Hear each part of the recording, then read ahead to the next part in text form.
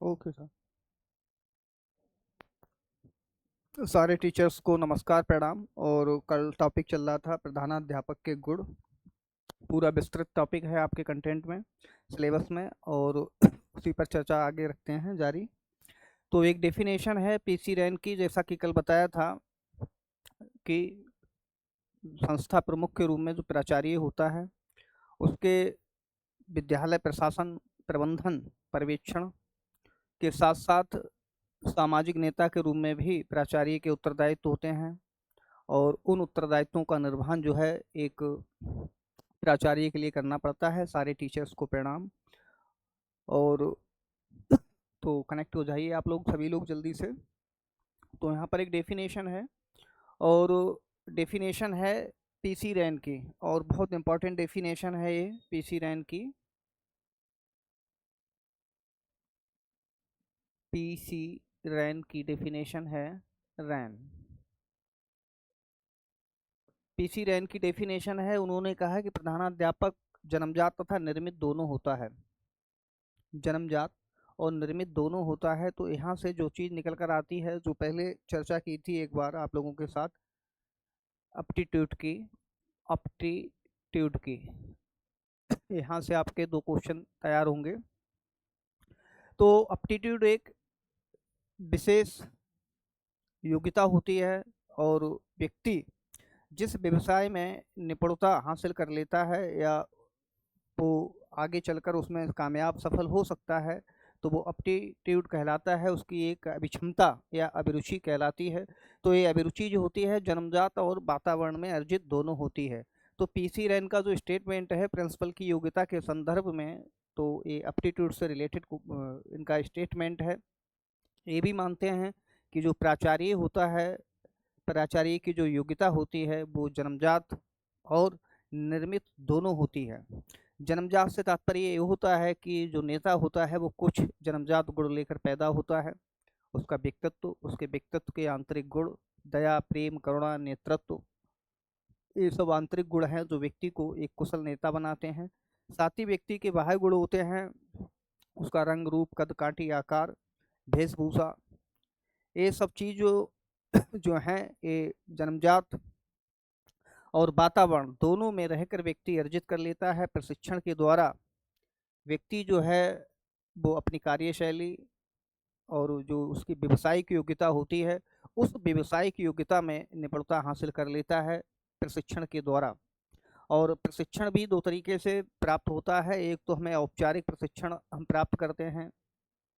औपचारिक प्रशिक्षण के अलावा अनौपचारिक प्रशिक्षण भी हम अपने सीनियर टीचर्स के द्वारा, अथवा जब हम टीचर होते हैं तो विद्यालय में जो अच्छे प्राचार्य होते हैं उनके कार्य व्यवहार को के अनुकरण के द्वारा भी हम सीख लेते हैं कि किस तरीके से हमें आगे चलकर विद्यालय का संचालन करना है, लीड करना है विद्यालय को, और जो संस्थागत लक्ष्य हैं उनको हासिल करना है। तो यहाँ से ध्यान में रखना है, प्राचार्य पीसी रैन मानते हैं कि प्रधानाध्यापक जो होता है वो जन्मजात तथा निर्मित दोनों होता है। ऐसे कुछ गुण हैं जो प्रकृति से उसे प्राप्त होते हैं, जैसे दृढ़ता, साधन संपन्नता, हृदय स्पर्शता, व्यक्तित्व। परंतु इन गुणों के होते हुए भी उसे अपने व्यवसाय के अध्ययन, अनुभव तथा दूसरों के आधार पर सीखकर आदर्श प्रधानाध्यापक बनना होता है। और सारे टीचर्स को प्रणाम एक बार पुनः। तो इस तरीके से ये डेफिनेशन है, बहुत इंपॉर्टेंट है। और डेफिनेशन को, इसको मेमोरी में रखने का एक ही सिंपल तरीका है कि इसको हम अभिरुचि से जोड़ देते हैं, एप्टीट्यूड से जोड़ देते हैं। और पीसी रैन मानते हैं कि ये योग्यता जन्मजात और वातावरण में दोनों में अर्जित होती है। तो आसानी से पीसी रैन की ये डेफिनेशन हमारे मस्तिष्क में लंबे समय तक बनी रहेगी। इसी तरीके से प्राचार्य के जो गुण हैं उन गुणों पर एक नज़र डालते हैं और इन पर थोड़ा सा विश्लेषण करते हैं। सबसे पहले एक नेता के रूप में प्राचार्य के गुण बताए गए हैं। एक नेता के रूप में पहला है प्राचार्य के गुण। प्राचार्य के गुण सबसे पहले एक है नेता के रूप में।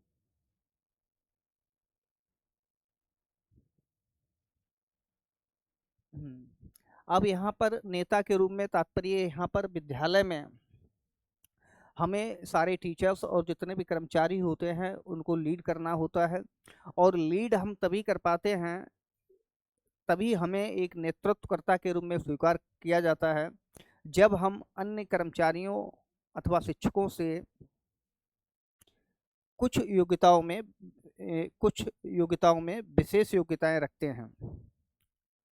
विद्यालय प्रबंधन की जितनी भी कामकाज होते हैं उन सबकी जानकारी रखना, जितने भी रजिस्टर, उपस्थिति पत्र, पत्रिकाएं, उनकी जानकारी रखना, जितने भी फॉर्मल तरीके से संप्रेषण होता है उन सबकी जानकारी रखना, और अपने विषय में विशेष निपुणता रखना और अन्य विषयों की सामान्य जानकारी रखना। अगर ये योग्यताएं हमारे अंदर होती हैं तो अन्य कर्मचारी, शिक्षक जो होते हैं वो हमारे व्यक्तित्व से प्रभावित रहते हैं और प्राचार्य के द्वारा लिए गए निर्णय को सर्वसम्मति से माना जाता है। और एक और योग्यता होती है प्राचार्य की, वो योग्यता होती है भाषण कला में निपुणता। एक अच्छे प्राचार्य से एक नेता के रूप में जब बात आती है, क्योंकि नेता का दायित्व होता है अपने अनुयायियों को मार्गदर्शन करना, अपने अनुयायियों का मार्गदर्शन करना। तो अपने अनुयायियों का मार्गदर्शन करने के लिए भाषण कला में निपुणता होना बहुत ज़रूरी होता है, क्योंकि सार्वजनिक मंच पर सूचनाओं का संप्रेषण, मोटिवेशन देना, उत्साहवर्धन करना, छात्रों का उत्साहवर्धन करना, शिक्षकों का उत्साहवर्धन करना, और जो अभिभावक संघ है, अभिभावक संघ के जो पेरेंट्स मीटिंग होती हैं या पेरेंट्स आते हैं या किसी आयोजन में भाग लेते हैं समाज के अन्य लोग, गणमान्य लोग, तो उन लोगों का भी मार्गदर्शन करना, सभा इत्यादि की अध्यक्षता करना। तो इस तरीके से एक नेता के रूप में प्राचार्य की भूमिका सबसे अहम होती है। तो यहाँ पर हो गया एक नेता के रूप में। फिर दूसरा जो विशेषता इंगित की गई है वो है समाज के नेता के रूप में। समाज के नेता के रूप में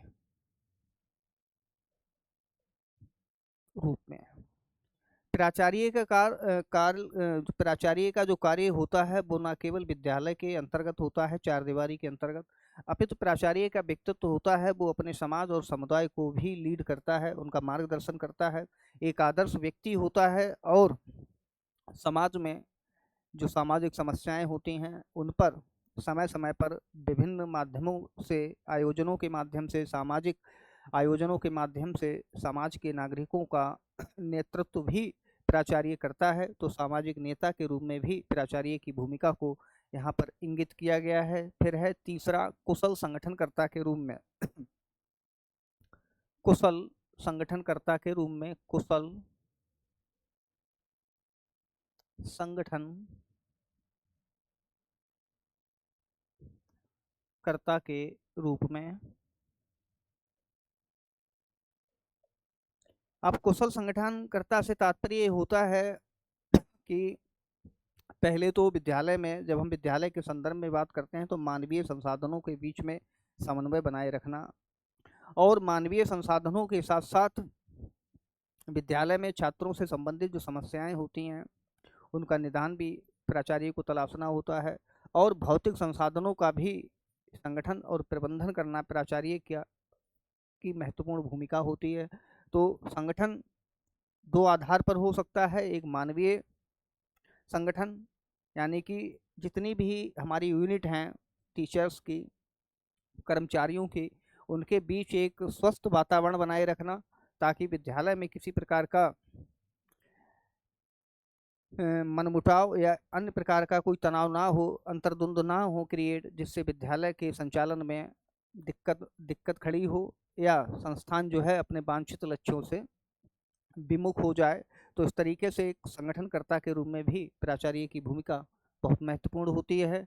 फिर चौथा जो विशेषता इंगित की गई है, सहानुभूतिपूर्ण और मैत्रीपूर्ण, सहानुभूतिपूर्ण और सहानुभूतिपूर्ण और मैत्रीपूर्ण दृष्टिकोण, मैत्रीपूर्ण पूर्ण दृष्टिकोण।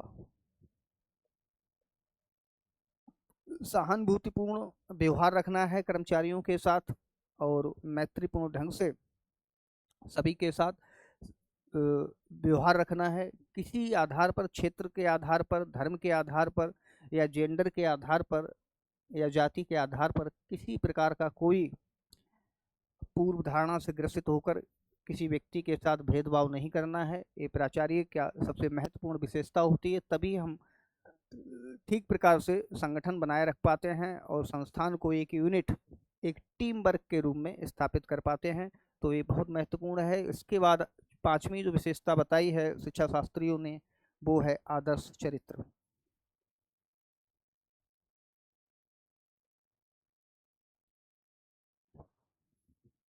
आदर्श चरित्र से तात्पर्य आप लोग बताएंगे कि एक आदर्श चरित्र से क्या मतलब होता है, क्योंकि चरित्र एक ऐसा शब्द है जिसको लोग जो है अलग अलग दृष्टि से डिफाइन करते हैं। तो इसमें आप लोगों की भी राय देखते हैं कि आदर्श चरित्र से तात्पर्य क्या होता है, और आप लोगों से इस डिस्कशन में आप लोग शामिल होंगे। आदर्श चरित्र पर थोड़ा सा प्रकाश डालें आप लोग। Jitendra ji, very good evening.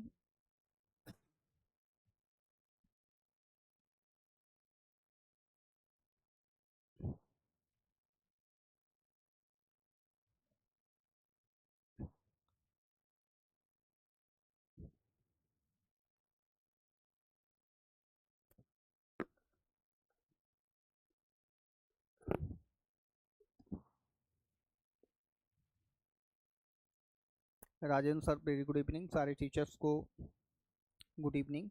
तो आदर्श चरित्र पर चर्चा चल रही थी। आदर्श चरित्र पर, हाँ हाँ, जोशी जी बता रहे हैं ऐसा चरित्र जिसका अन्य शिक्षक व बच्चे अनुसरण कर सकें। आपने चरित्र हाँ, भावना जोशी जी बता रहे हैं अनुशासित, कर्मठ और अनुसरणीय। हाँ, आप सभी लोग ठीक बता रहे हैं, इंस्पायरिंग होना चाहिए। अब देखिए, आदर्श चरित्र पर बात ये करते हैं कि चरित्र का तात्पर्य होता है करेक्टर्स, अंग्रेजी में करेक्टर कहते हैं। और जब हम किसी कंप्यूटर की दुकान पर या कैफे पर जाते हैं, वहाँ पर करेक्टर डिजिट के रूप में पूछे जाते हैं, 5, 6, 7, 8 करेक्टर में। उसमें अगर उसमें एक भी डिजिट कमज़ोर हो जाता है या गलत हो जाता है तो कंप्यूटर फिर उसे एक्सेप्ट नहीं करता है। ठीक इसी प्रकार से आदर्श चरित्र का तात्पर्य होता है व्यक्ति का एक तो सबसे पहले जीवन के प्रति दृष्टिकोण, जीवन के प्रति दृष्टिकोण, एक आशावादी जीवन के प्रति दृष्टिकोण स्थापित करना, और साथ ही साथ एक बेहतरीन दिनचर्या मेंटेन करना। सुबह उठना, मॉर्निंग वॉक पे जाना या व्यायाम इत्यादि, योगा इत्यादि क्रियाओं को करना, और व्यवस्थित अपने प्रोफेशनल एथिक्स के अनुसार वेशभूषा तैयार करना, और उस वेशभूषा के साथ पंक्चुअलिटी के साथ विद्यालय जाना, और जितनी भी गतिविधियां हैं उन सारी गतिविधियों में उनकी निगरानी करना, उनका पर्यवेक्षण करना, लोगों का मार्गदर्शन करना, और व्यवस्थित तरीके से विद्यालय में रहना। और फिर समाज में जा जब विद्यालय के बाद का जीवन शुरू हो तो वहाँ पर भी एक व्यवस्थित तरीके से वेशभूषा बनाए रखना और सामाजिक गतिविधियों में भाग लेना। ये तो एक ऐसा रूटीन डेवलप करना ताकि अन्य लोग जो हैं आपका अनुसरण कर सकें। और इसके बाद एक चरित्र पर और बात करते हैं, वो नैतिकता से रिलेटेड होता है कि हमें कोई भी अपनी आकांक्षाओं या अपनी इच्छाओं की पूर्ति अनैतिक ढंग से नहीं करनी होती है। ये भी चरित्र का एक हिस्सा माना जाता है। तो अनैतिक तरीके से कोई भी गतिविधि में भाग नहीं लेना है, और जब हम इस तरीके से अपना चरित्र डेवलप कर लेते हैं तब हमारा चरित्र जो है वो अनुकरणीय हो जाता है और अन्य लोगों के द्वारा भी उसका अनुसरण किया जाता है। तो ये आदर्श चरित्र से रिलेटेड है, सामाजिक मानदंडों और विशेषकर व्यवसायिक जो इथिक्स हैं, व्यवसायिक इथिक्स के अनुसार अपने आप के करेक्टर को ढाल लेना आदर्श चरित्र की श्रेणी में आता है। इसके बाद आता है ज्ञान प्राप्त करने के लिए उत्सुकता एवं विद्वता।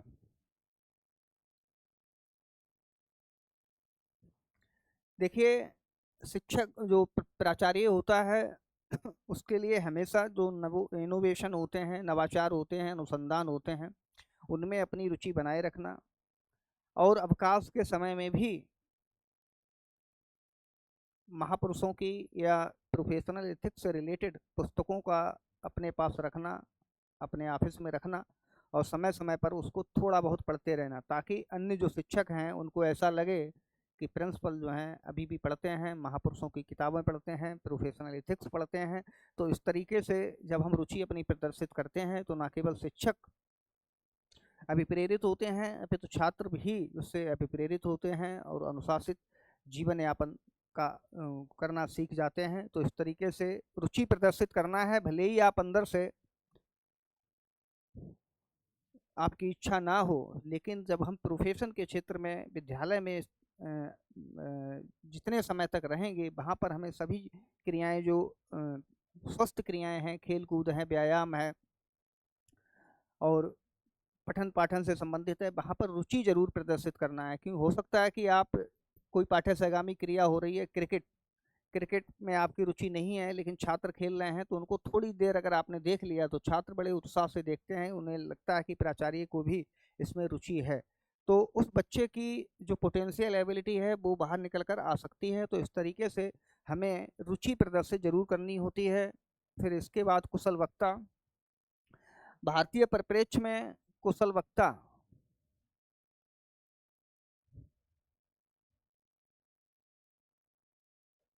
एक अकेला क्राइटेरिया कभी माना जाता था और इसी के आधार पर नेता मान लिया जाता था। और अभी भी जितने भी हम पॉलिटिक्स में देखें, जो लोग कुशल वक्ता होते हैं उनको ही नेता मान लिया जाता है। और अगर व्यक्ति में बहुत सारे गुण हैं, टीचर में, प्राचार्य में, और अगर वो कुशल वक्ता नहीं है तो उसका जो व्यक्तित्व होता है वो उतना प्रभावशाली नहीं होता है जितना कि होना चाहिए। तो इस तरीके से कुशल वक्ता होना बहुत ज़रूरी है। और जो प्राचार्य कुशल वक्ता होते हैं उनका क्षेत्र, पूरे क्षेत्र में उनकी पहचान बन जाती है और उनका व्यक्तित्व जो है अनुकरणीय हो जाता है। तो कुशल वक्ता होना एक सबसे बड़ी योग्यता है। फिर लोकतांत्रिक दृष्टिकोण रखना है, जीवन में लोकतांत्रिक दृष्टिकोण रखना है।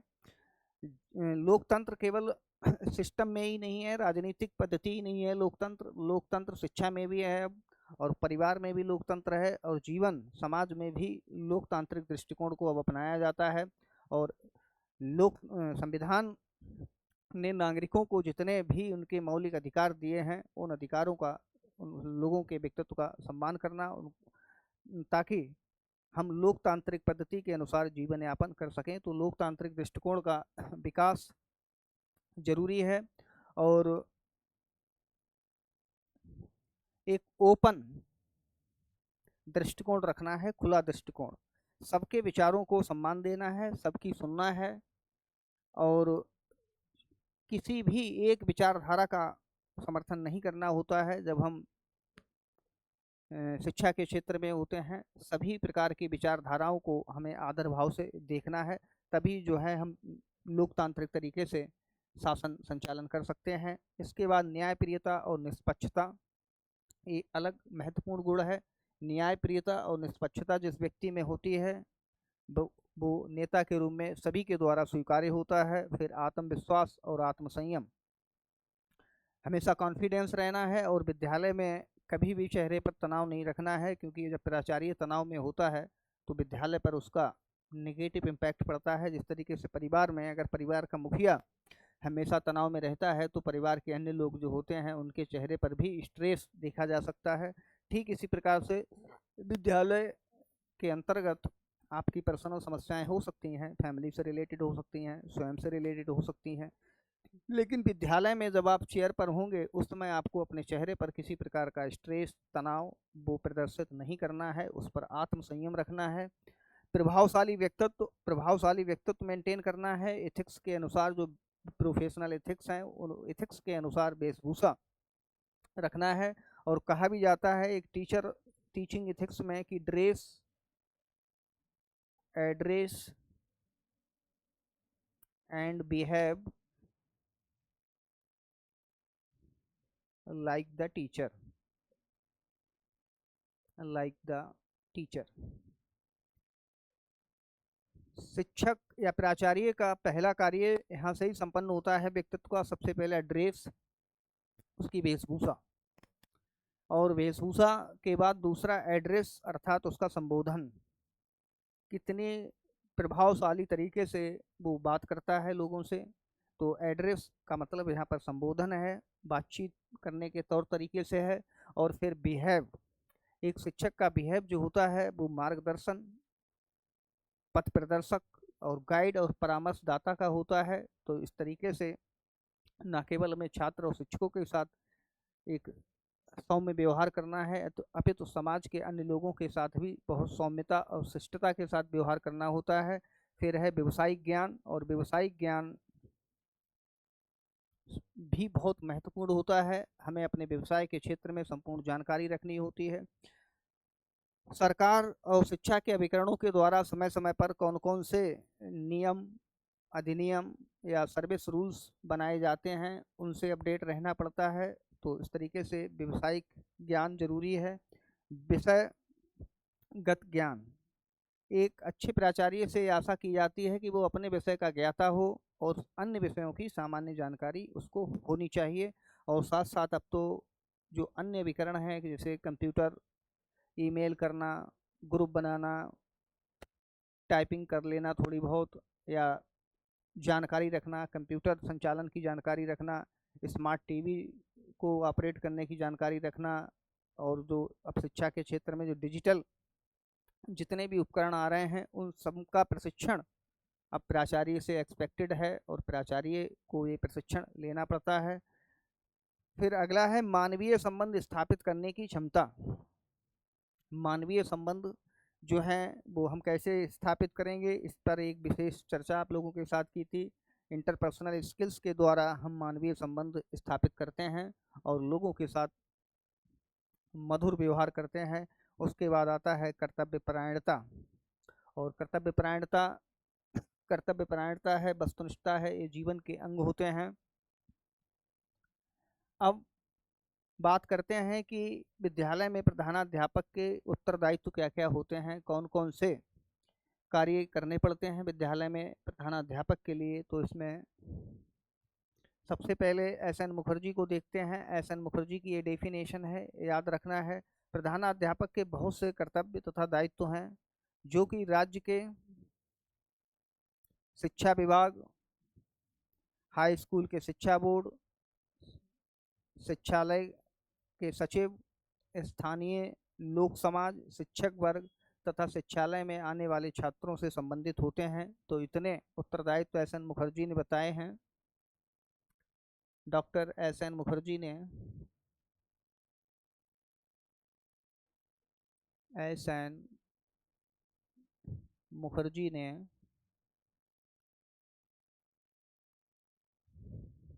सबसे पहले इन्होंने बताया है राज्य के शिक्षा विभाग,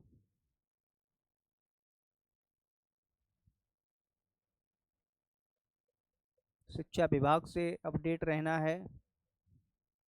समय समय पर देखना है कि शिक्षा विभाग के द्वारा कौन कौन से नोटिस, सूचनाएं इत्यादि भेजी जाती हैं, संप्रेषित की जाती हैं। हाई स्कूल के शिक्षा बोर्ड,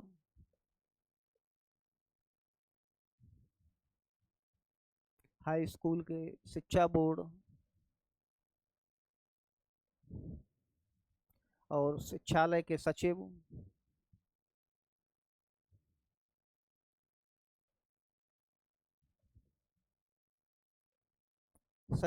स्थानीय प्रशासन, स्थानीय प्रशासन, शिक्षक वर्ग,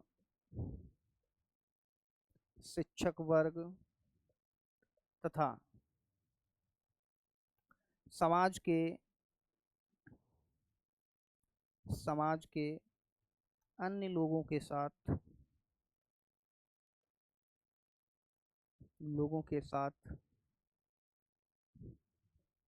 संबंधित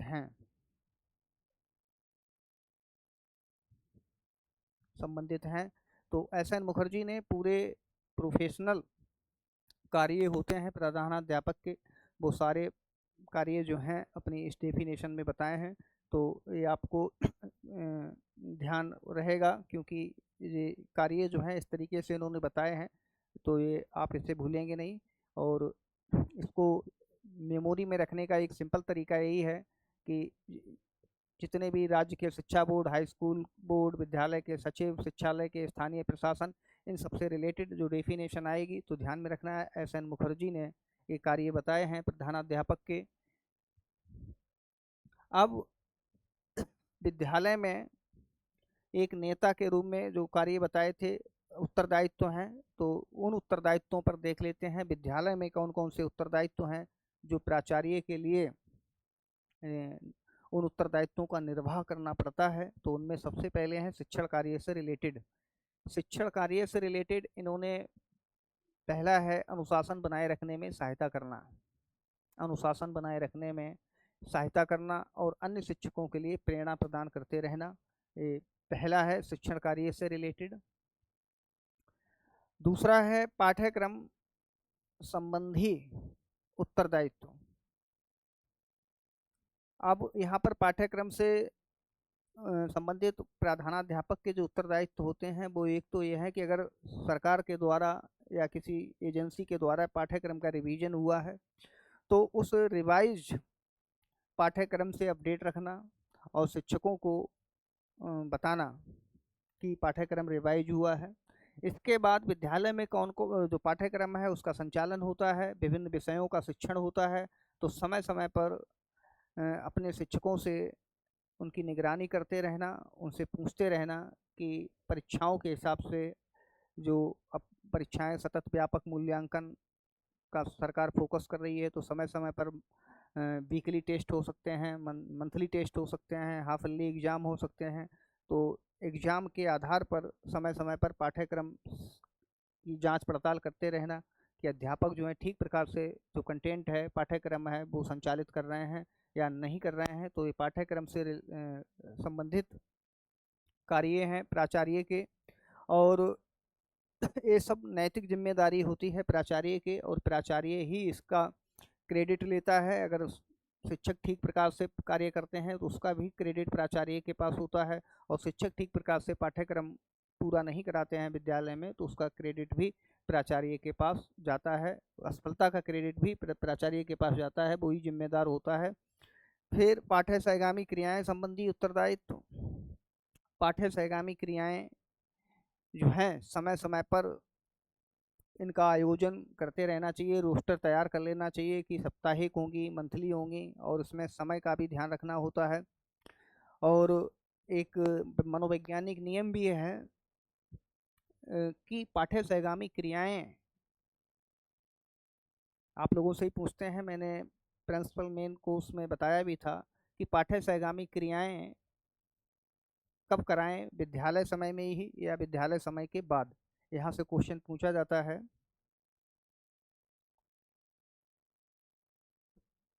पाठ्य सहगामी क्रियाएं पाठ्य सहगामी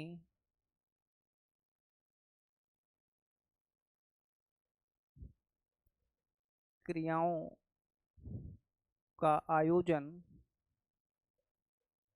होना चाहिए विद्यालय समय में, विद्यालय समय में या विद्यालय समय के बाद। विद्यालय समय के बाद।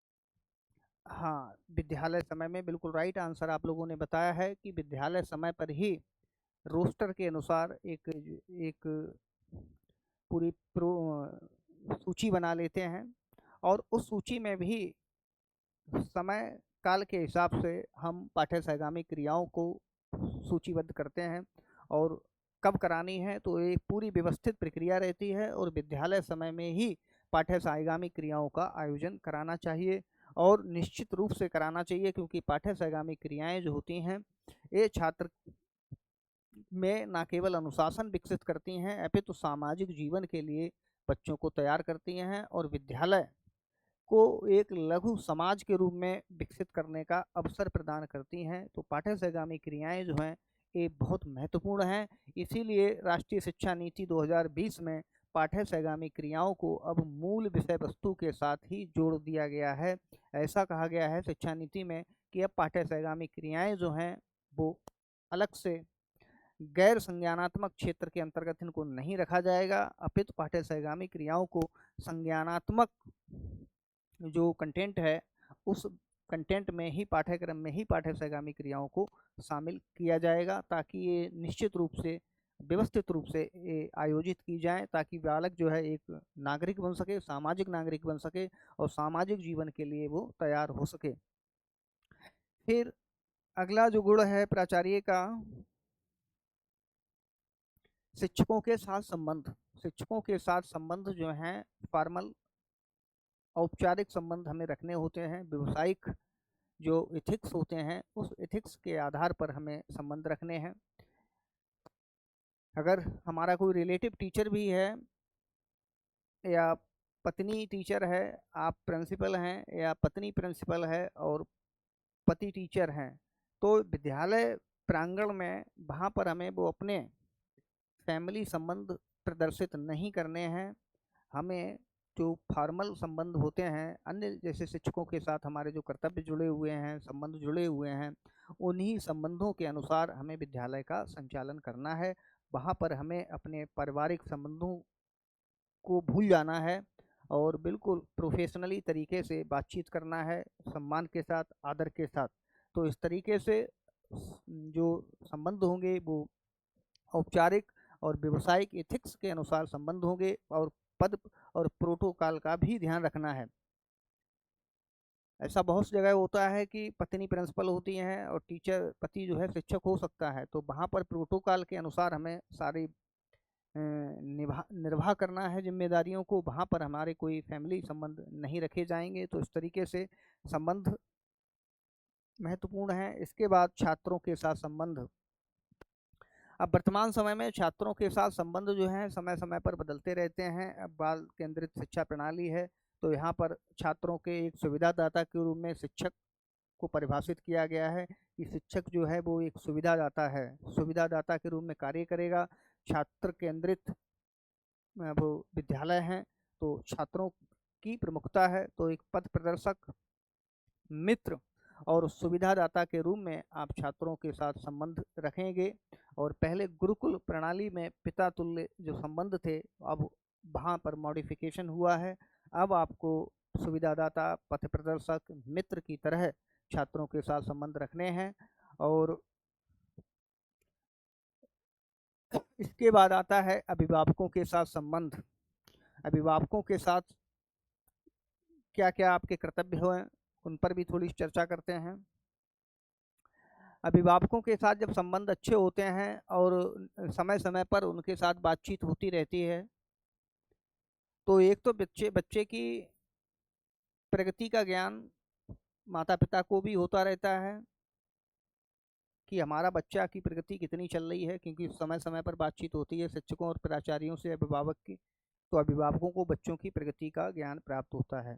साथ ही साथ बच्चे के संदर्भ में बच्चे की जो व्यक्तिगत योग्यताएं, क्षमताएं होती हैं, उन व्यक्तिगत योग्यताओं और क्षमताओं की जानकारी इन अभिभावकों से शिक्षक और प्राचार्यों को भी प्राप्त होती है। तो कहने का मतलब यही है कि लोकतांत्रिक और बाल केंद्रित शिक्षा प्रणाली में ये बहुत महत्वपूर्ण है कि हम बालक के सर्वांगीण विकास के लिए उसे तैयार करें, उसका सर्वांगीण विकास कर सकें। और सर्वांगीण विकास तभी होगा जब हम बच्चे की पूरी प्रगति और उसकी क्षमताओं से परिचित होंगे, तभी हम उसका सर्वांगीण विकास कर सकेंगे। और इसके लिए ज़रूरी है अभिभावकों के साथ समय समय पर बातचीत करते रहना। और इससे और जो लाभ होते हैं, यहाँ से अगर कंसेप्चुअली क्वेश्चन बनता है तो ये भी बन जाता है क्वेश्चन, अनुशासन बनाए रखने में भी सहायता मिलती है।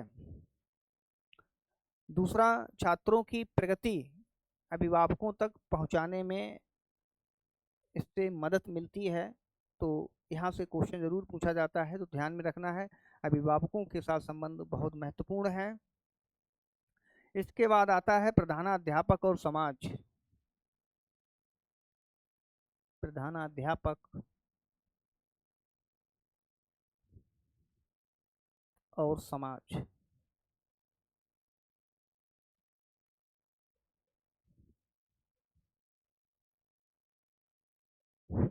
अब समाज में प्रधानाध्यापक किस तरीके से इंगेज होगा, तो समाज में इंगेज होने के लिए है कि जब रिपब्लिक डे होता है, इंडिपेंडेंस डे आते हैं, टीचर्स डे आते हैं, अथवा विद्यालय का कोई कार्यक्रम होता है, तो वहाँ पर हम अभिभावकों और समाज के गणमान्य लोगों को आमंत्रित करते हैं। और आमंत्रित करने के बाद समाज के ये गणमान्य लोग जो हैं प्राचार्य के साथ इंगेज होते हैं। स्पीच प्राचार्य के द्वारा दी जाती हैं, समाज के गणमान्य लोगों के द्वारा दी जाती हैं। तो इस तरीके से जो कार्यक्रम आयोजित किए जाते हैं, तो इसमें समाज में समरसता और सौहार्दपूर्ण वातावरण डेवलप करने में मदद मिलती है। और प्राचार्य जो है फिर वो एक समाज के नेता के रूप में अपने आप को व्यवस्थित कर लेता है, उसका व्यक्तित्व जो है प्रभावशाली हो जाता है और समाज के अन्य लोगों के द्वारा वो जाना समझा लगता है, और जिससे विद्यालय में अधिगम वातावरण भी क्रिएट होता है, समाज का सहयोग भी मिलता है विद्यालय के संचालन में। तो इस तरीके से विद्यालय जो है अपने वांछित, जिसके लिए समाज द्वारा विद्यालय स्थापित किया गया है, तो विद्यालय जो है अपने मूलभूत उद्देश्यों की प्राप्ति में सफल हो जाता है। तो इस तरीके से हमें कार्यक्रम आयोजन करना है, वहाँ पर समाज, अभिभावक, समाज के लोगों को आमंत्रित करते रहना है, ताकि वो विद्यालय की प्रगति को देखें, उसकी प्रशंसा करें और बच्चों को मोटिवेट करें। फिर निरीक्षण संबंधी कर्तव्य हैं। निरीक्षण संबंधी कर्तव्य और निरीक्षण संबंधी कर्तव्य हैं विद्यालय के प्रत्येक कार्य की सफलता और असफलता का ज्ञान उसे उचित निरीक्षण के द्वारा ही हो सकता है। समय समय पर शिक्षकों के जो डायरी होती हैं, प्रतिदिन क्या पढ़ाया है, किस तरीके से पढ़ाया है, उसकी जानकारी समय समय पर लेते रहना। समय समय पर छात्रों से भी प्रश्न इत्यादि पूछते रहना कि छात्रों में व्यवहार परिवर्तन हो रहा है, नहीं हो रहा है। और पुस्तकालय है तो पुस्तकालय अध्यक्ष से बातचीत करते रहना, एक्सेशन रजिस्टर इत्यादि चेक करते रहना। अन्य प्रकार के जो औपचारिक पत्र, शिकायत पत्र इत्यादि गतिविधियां संपन्न होती हैं, उन सबकी निरीक्षण समय समय पर करते रहना। और जिस व्यक्ति के जो उत्तरदायित्व हैं उनकी भी जांच समय समय पर करते रहना कि टीचर या अन्य कर्मचारी जो हैं अपने काम को समय पर ठीक प्रकार से कर रहे हैं अथवा नहीं कर रहे हैं। क्योंकि कभी कभी जो क्या होता है कि जब कोई प्रशासनिक जांच अचानक आ जाती है विद्यालय में और पत्र प्रपत्र जो हैं पूरे प्राप्त नहीं मिलते हैं, तो प्राचार्य पर बहुत बड़ा संकट आ जाता है और अन्य कर्मचारी जो होते हैं वो इसके लिए रिस्पॉन्सिबल नहीं माने जाते हैं। इसके लिए प्राचार्य ही रिस्पॉन्सिबल माना जाता है, प्राचार्य का उत्तरदायित्व होता है। तो समय समय पर सबकी निगरानी और निरीक्षण करते रहना ये प्राचार्य का सबसे महत्वपूर्ण कार्य है। रायवर्ण के अनुसार, रायवर्ण की एक डेफिनेशन है, इनके अनुसार विद्यालय व्यवस्था का कोई अंग ऐसा नहीं है, विद्यालय व्यवस्था का कोई अंग ऐसा नहीं है जो कि प्रधानाध्यापक के निरीक्षण से वंचित हो, क्योंकि समस्त छात्रों को बनाने और बिगाड़ने में प्रधानाध्यापक का कुछ ना कुछ योगदान अवश्य होता है। तो ये बहुत महत्वपूर्ण है कि प्राचार्य को विद्यालय के समस्त भौतिक, मानवीय सभी गतिविधियों और संसाधनों से परिचित होना चाहिए और समय समय पर उसकी निगरानी करते रहना चाहिए। क्योंकि छोटी भी लापरवाही जो है वो अगर होती है तो उसके लिए जो नैतिक रिस्पॉन्सिबिलिटी होती है वो प्राचार्य की होती है, और उसका जो नुकसान अगर किसी को भुगतना पड़ता है तो वो छात्रों को उसका नुकसान जो है भुगतना पड़ता है। छात्र विक्टिम होते हैं, और इसलिए प्राचार्य की भूमिका महत्वपूर्ण है रायवन के अनुसार। अब यहाँ पर एक इम्पॉर्टेंट बात है, क्वेश्चन बनता है यहाँ पर कि विद्यालय में निरीक्षण कैसे करेंगे आप। तो यहाँ पर शिक्षा शास्त्री जो हैं निम्न बिंदु बताते हैं कि इस तरीके से हमें निरीक्षण करना है। सबसे पहला है रजिस्टर तथा हिसाब किताब का निरीक्षण करना। जितने भी रजिस्टर हैं उनका और हिसाब किताब, आय व्यय जो होती है उसका समय समय पर निरीक्षण करना है। शिक्षण कार्यों का निरीक्षण करना है। सारे विद्यालयों का दिन में कम से कम एक बार तो सुपरविजन कर ही लेना है कि सारी कक्षाएं जो हैं उनमें टीचर उपस्थित हैं, व्यवस्थित तरीके से टाइम टेबल। और अगर कोई शिक्षक छुट्टी पर जाता है तो वो अपने उत्तरदायित्व को किस दूसरे टीचर को देकर जाता है, इसकी व्यवस्था भी प्राचार्य को करनी होती है। तो इस तरीके से छात्रावास अगर है विद्यालय में तो छात्रावास का निरीक्षण वर्तमान समय में और महत्वपूर्ण हो जाता है। और विशेषकर जो उच्चतर माध्यमिक विद्यालय होते हैं जहाँ पर 11th और 12th की क्लासेस होती हैं और वहाँ पर अगर छात्रावास होते हैं और वहाँ पर एडोलसेंस के बच्चे जब रहते हैं तो वहाँ पर प्राचार्य की भूमिका और जिम्मेदारी सर्वाधिक होती है, क्योंकि वहाँ पर अगर छोटी सी भी कोई अनैतिक घटना घटित होती है तो फिर प्राचार्य जो है वो बहुत ही संकट की स्थिति में आ जाता है। इसके बाद छात्रावास का निरीक्षण के बाद पाठ्य सहगामी क्रियाओं का निरीक्षण भी समय समय पर करते रहना चाहिए कि एक व्यवस्थित तरीके से पाठ्य सहगामी क्रियाएं हो रही हैं अथवा नहीं हो रही हैं, इनका भी निरीक्षण जो है समय समय पर करते रहना है। अब बात करते हैं, यहाँ से भी क्वेश्चन आते हैं कि विद्यालय संचालन में प्रधानाध्यापक के सामने कौन कौन सी समस्याएं मुसीबतें आती हैं जिसकी वजह से प्राचार्य को इन समस्याओं का सामना करना पड़ता है, और इन समस्याओं का समाधान भी प्राचार्य को ही करना पड़ता है, क्योंकि प्राचार्य जो है संस्था प्रमुख होता है। तो सारी रिस्पॉन्सिबिलिटीज, उत्तरदायित्व, अकाउंटेबिलिटीज जो हैं वो प्राचार्य की होती हैं। तो यहाँ से क्वेश्चन भी आता है। तो समस्याएं देखते हैं। वर्तमान समय में सरकारी स्कूलों में तो बहुत ही ज़्यादा समस्याएं हैं, क्योंकि सरकारी कार्य जो हैं इतने होते हैं, जांच पत्र इत्यादि इतने होते हैं कि वहाँ पर बहुत ज़्यादा समस्याएं विशेषकर कार्यभार से रिलेटेड हो जाती हैं। तो इनमें अधिक कार्यभार दूसरी समस्या आती है। एक तो अधिक कार्यभार की समस्या हो गई। दूसरी समस्या आती है कर्मचारियों की शिथिलता। यदि कर्मचारी जो हैं ठीक प्रकार से कार्य नहीं करते हैं, या जो एक थ्योरी है वो थ्योरी मैंने आप लोगों को पढ़ाई है, मैकग्रेगर की थ्योरी। मैकग्रेगर की एक थ्योरी है एक्स और वाई। एक्स और वाई थ्योरी में डगलस मैकग्रेगर ने कहा था कि कर्मचारी जो होते हैं कामचोर होते हैं, और अगर उनको समय समय पर निर्देशित और अभिप्रेरित ना किया जाए तो फिर वो काम नहीं करते हैं। तो इसलिए कर्मचारियों पर की शिथिलता प्राचार्य के लिए सबसे ज़्यादा समस्या बनकर उभर कर आती है।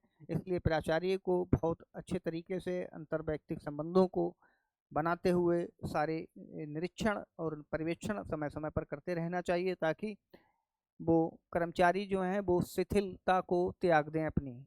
फिर धनाभाव, ये सरकारी स्कूल के प्राचार्य होते हैं उनके पास ये समस्या नहीं होती है धनाभाव की। जो मूलभूत समस्याएं सरकार के द्वारा जो व्यवस्थाएं की जाती हैं उन व्यवस्थाओं के अधीन ही रहकर हमें जितनी भी फंडिंग है, आय व्यय है, वो करना पड़ता है। तो अगर क्वेश्चन आता है तो क्वेश्चन में धनाभाव आप राइट करके आएंगे, ये भी समस्या है।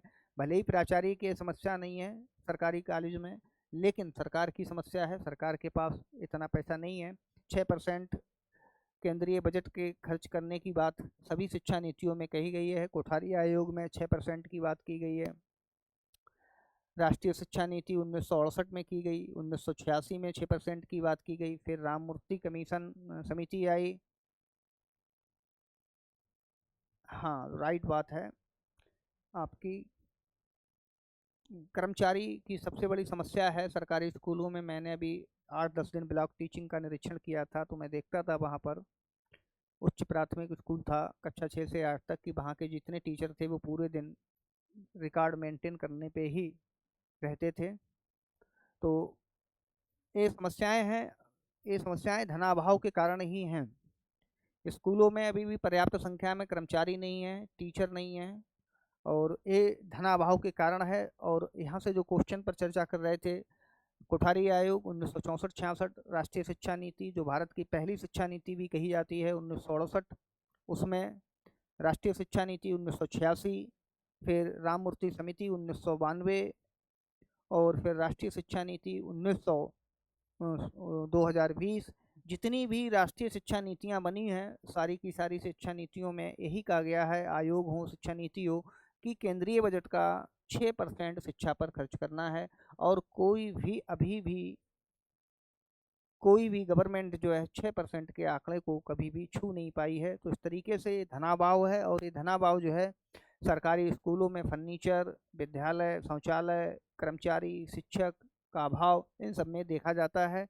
तो ये धनाभाव अगला कारण है। इसके बाद शिक्षकों से संबंधित समस्याएं क्रिएट होती रहती हैं कि मनुष्य है, तो रोज प्रतिदिन तनाव, द्वंद्व ये क्रिएट होते रहते हैं, वो भी प्राचार्यों को हैंडल करने पड़ते हैं। तो इस तरीके से यहाँ से भी समस्याएं होती हैं। और इसके लिए अगर शिक्षकों से रिलेटेड समस्याएं हैं और आपसे कोई क्वेश्चन पूछे, इन समस्याओं से आप कैसे निजात पाएंगे, अगर इंटरव्यू में भी ये क्वेश्चन पूछा जाता है, तो सिंपल सी बात है कि प्राचार्य को उत्तरदायित्वों का शिक्षकों के बीच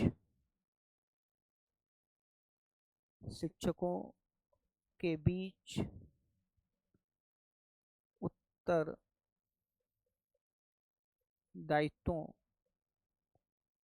का विकेंद्रीकरण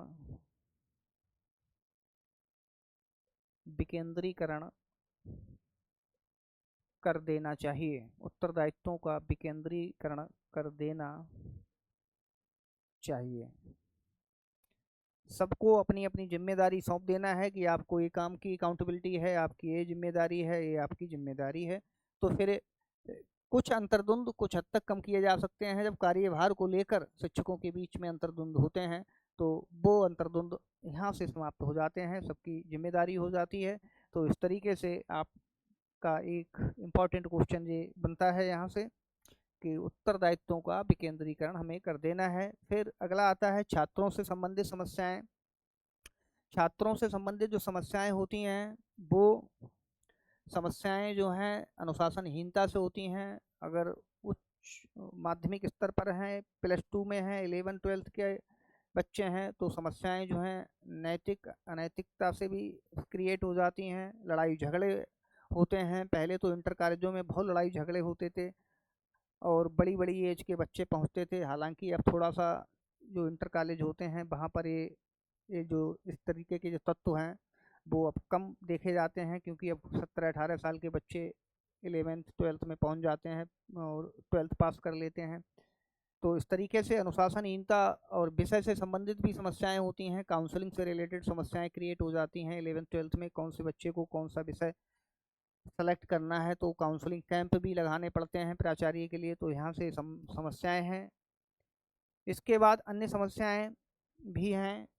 अन्य समस्याएं जैसे पुस्तकालय, खेल का मैदान, अन्य भौतिक संसाधनों का अभाव। ये सरकारी स्कूलों में बहुत बड़े स्तर पर ये अभाव है भारत में। दूसरा है और राज्य सरकारी स्कूलों से यहाँ पर तात्पर्य है कि जो राज्य सरकारों के द्वारा जो स्कूल संचालित हैं उनमें ये समस्याएं ज़्यादा हैं। CBSE बोर्ड के द्वारा जो सरकारी स्कूल हैं वहाँ पर इस प्रकार की कोई समस्याएं देखने को नहीं मिलती हैं। वहाँ पर बहुत व्यवस्थित तरीके से कार्यक्रम होते हैं, विद्यालय संचालन किए जाते हैं। लेकिन राज्य सरकारों से संबंधित ये समस्याएं ज़्यादा हैं कि राज्य सरकारों के पास इतना धन नहीं होता है कि वो पुस्तकालय, खेल के मैदान तथा अन्य भौतिक संसाधनों को जुटा सकें। फिर है प्रबंध कारिणी सदस्यों की समस्याएं। अगर मैनेजमेंट के स्कूल होते हैं, अशासकीय विद्यालय होते हैं,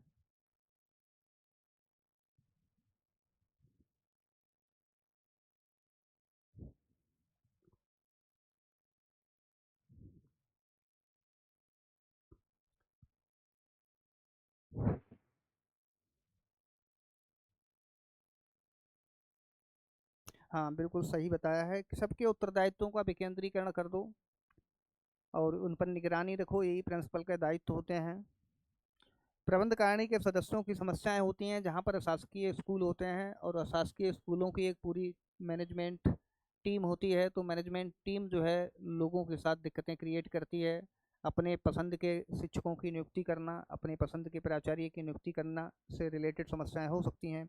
और इसके बाद आता है शिक्षकों का शीघ्र स्थानांतरण। ये भी one of the most important problem है कि शिक्षकों जो होते हैं, बहुत सारे शिक्षक जो हैं अपने हितों को साधने के लिए अपने हितों को साधने के लिए अपने घर के आसपास, अपने शहर के आसपास पैसे ले देकर अपना ट्रांसफ़र करा लेते हैं। तो कुछ स्कूल ऐसे वंचित हो जाते हैं शिक्षकों से, जो रिमोट एरिया के स्कूल होते हैं, दूर दराज के स्कूल होते हैं, वो शिक्षकों से वंचित हो जाते हैं। तो ये समस्या भी देखने को मिलती है प्राचार्य के सामने। और विद्यालयों के प्रति अभिभावकों की उदासीनता, ये उदासीनता जो है थोड़ी कमी आई है इस उदासीनता में। पहले उदासीनता अधिक थी, लेकिन अभी भी जो गांव के स्कूल हैं, रिमोट एरियाज़ के स्कूल हैं, ग्रामीण क्षेत्र हैं या शहरों में भी जो सरकारी स्कूल हैं, वहाँ पर जिस वर्ग के बच्चे पढ़ने आते हैं, उस वर्ग के अभिभावकों के बच्चों उस वर्ग के बच्चों के जो अभिभावक होते हैं, वो अपने बच्चों के प्रति इतने संवेदनशील नहीं होते हैं और विद्यालय जाते ही नहीं हैं, पेरेंट्स मीटिंग में भी नहीं जाते हैं। तो इस तरीके की ये उदासीनता है, इसकी भी एक समस्या होती है। फिर है विद्यालय प्रांगण की साफ सफाई से संबंधित समस्याएं। व्यवस्थित रूप से अभी भी बहुत सारे कर्मचारी बहुत सारे स्कूलों में सरकार नहीं रख पाई है, तो यहाँ से रिलेटेड समस्याएं भी खड़ी होती हैं। अब बात करते हैं प्रधानाध्यापक एक नेता के रूप में ही चर्चा चल रही थी, लेकिन यहाँ पर एक बॉसिंग है, बॉसिंग शिक्षा शास्त्री, इन्होंने कुछ प्राचार्य के नेता के रूप में गुण बताए हैं। बॉसिंग के अनुसार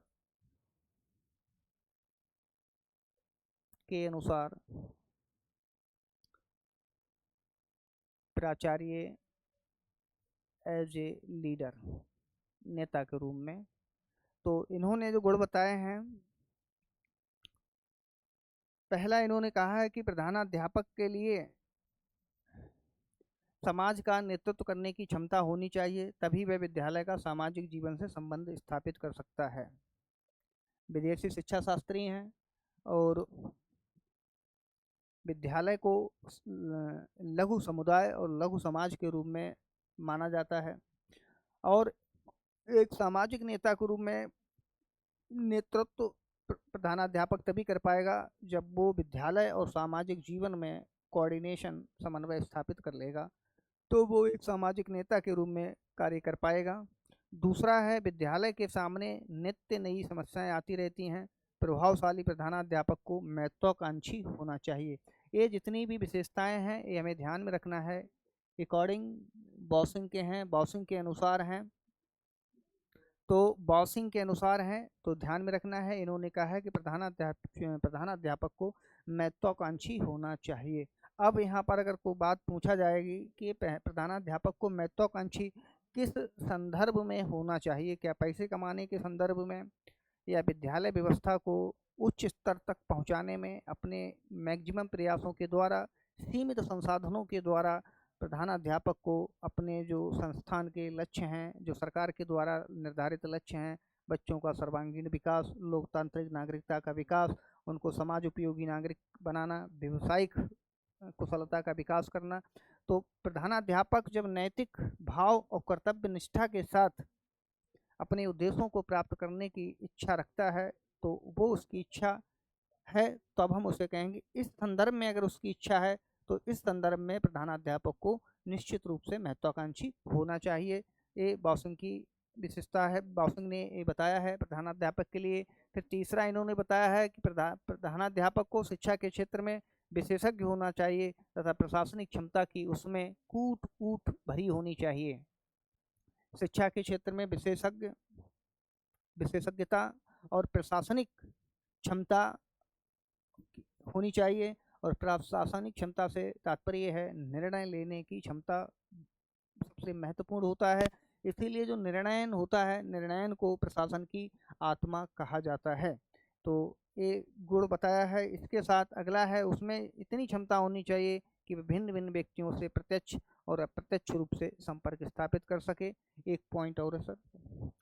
फिर अगला बाउसिंग ने जो बताया है, प्रधानाध्यापक के सामने स्पष्ट रूप से एक सामाजिक तथा शैक्षिक दर्शन होना चाहिए, तभी वह विद्यालय की उन्नति की ओर उन्मुख कर सकता है। सामाजिक और शैक्षिक दर्शन से तात्पर्य ये है कि जिस समाज में विद्यालय है उस समाज का दृष्टिकोण क्या है जीवन के प्रति, वहाँ की सांस्कृतिक पृष्ठभूमि क्या है, उस पृष्ठभूमि के अनुसार प्राचार्य को अपना दर्शन डेवलप करना चाहिए। साथ ही साथ प्राचार्य का एक शिक्षा शैक्षिक दर्शन होता है, उस शैक्षिक दर्शन के अनुसार उसके प्राचार्य के शैक्षिक दर्शन का विद्यालय पर बहुत बड़ा प्रभाव पड़ता है। शिक्षक भी फिर उसकी मंशा के अनुसार कार्य करते हैं और प्राचार्य भी अपनी मंशा के अनुसार ही कार्य कराने का प्रयास करता है। तो आज की क्लास यहाँ पर समाप्त होती है। 5 मिनट के बाद आपकी फर्स्ट पेपर की हिस्ट्री की क्लास शुरू होगी। Thank you.